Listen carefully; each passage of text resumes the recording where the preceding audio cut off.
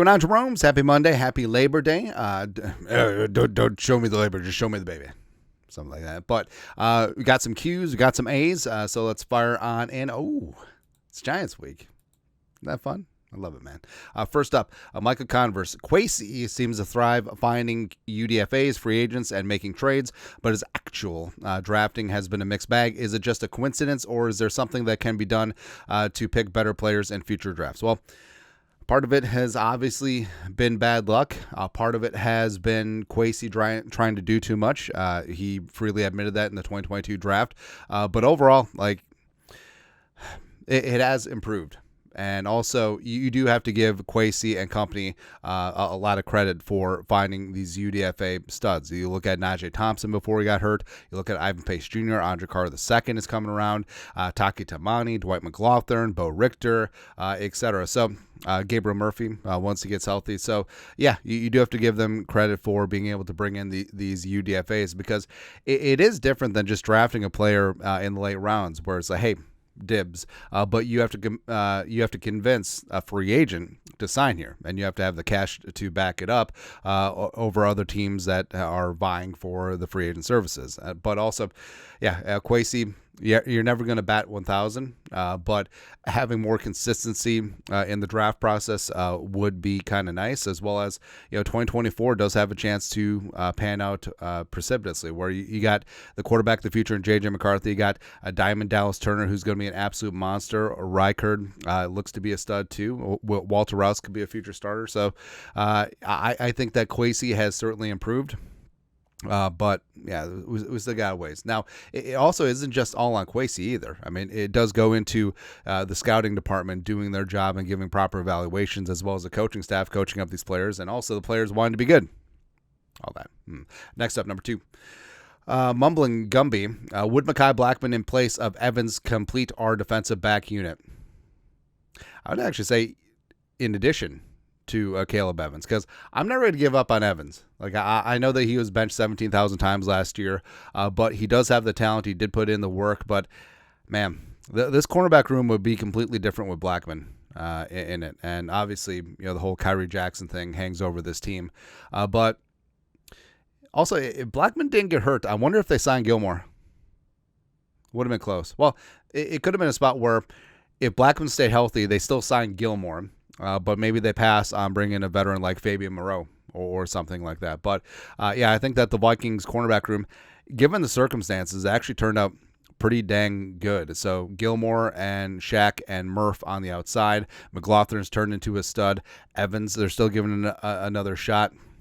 And also, Deshaun Wright on the practice squad, they do find intriguing. So overall, I think that the cornerback room is decent, given the circumstances, and being spearheaded by the trident of veterans with Gilmore, Griffin, and Murph. Also, if you have a more efficient pass rush, all of a sudden, magically those cornerbacks get better. And also, they're specifically suited press man for what Flores wants to do more of this season. Number 3, Vaughn Anala. Love your videos. Thank you. Do you think we will trade for Adam, Jerome, Ezekiel Thielen now that their wide receiver room look great preseason, or do you think we'll stick with our guys on the rooster?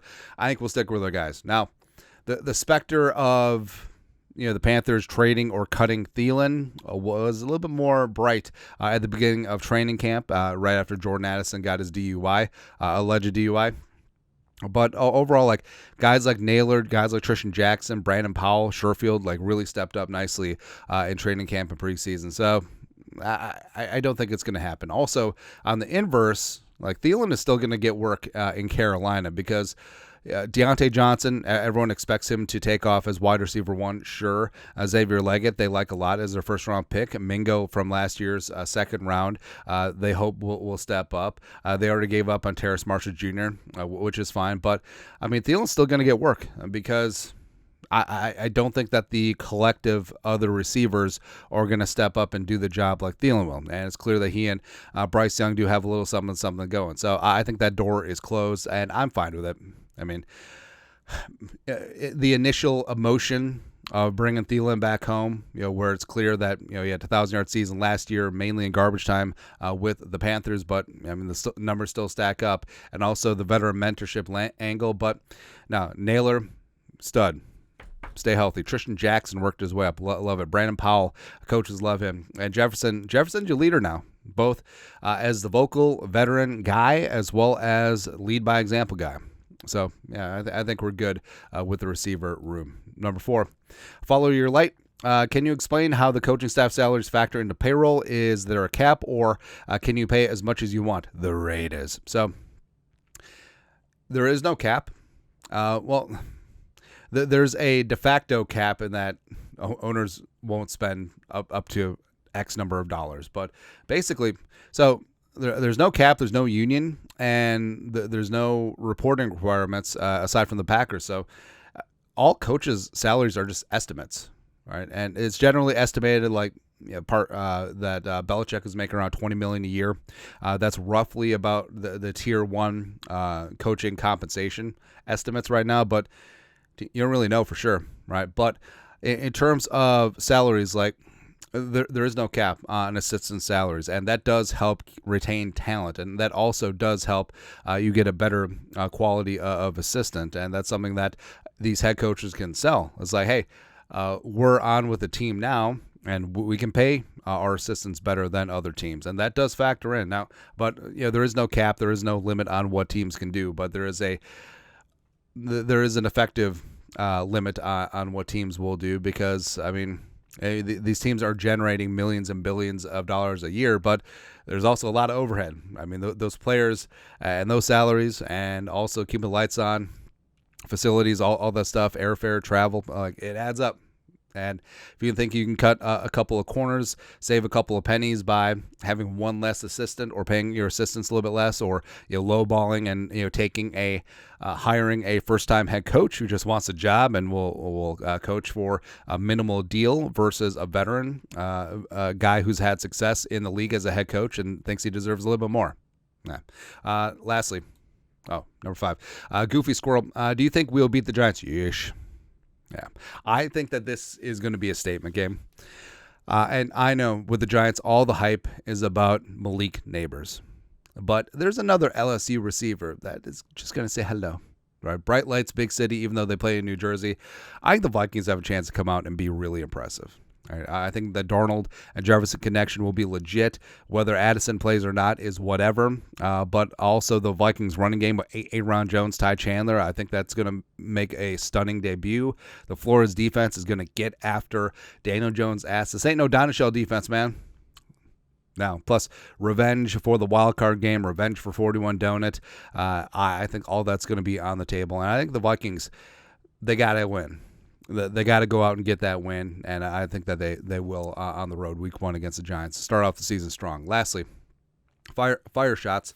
What's the best season opener meal to enjoy during the Vikings-Giants game? Skol, and thank you for the production value. Well, I would say if this was an episode of The Hot Dish, which we should probably do. I mean, New York-style pizza, obviously it's like a given. But, I mean, in terms of like general game day fare, you can't go wrong with wings. Although, I've become a big proponent of soups, all right? Because, the weather's going to get a little bit colder as we go along in football season. And, you know what's great is when your kids actually eat. And both my boys love soup. Margaret's whatever. Well, she likes ramens. But, actual chicken wild rice, sort of like beef vegetable soup, beef barley, clam chowder. Also chilies. I mean, what do you consider chili a soup? I mean, it has all the elements that would be a soup, but also so does a bowl of cereal with milk. So, I don't know, man. Who knows? But, baby, you got a stew going. But we'll probably make some wings. Probably not pizza, because Friday night is always pizza night in our house. But I would lean towards some sort of soup as well. I think something super traditional, like Minnesota chicken wild rice. A little bit of carrots in there, maybe a little bit of celery. Actually, I really like adding just random zucchini or cabbage to things. It's good. That's all. Anyways, that's it.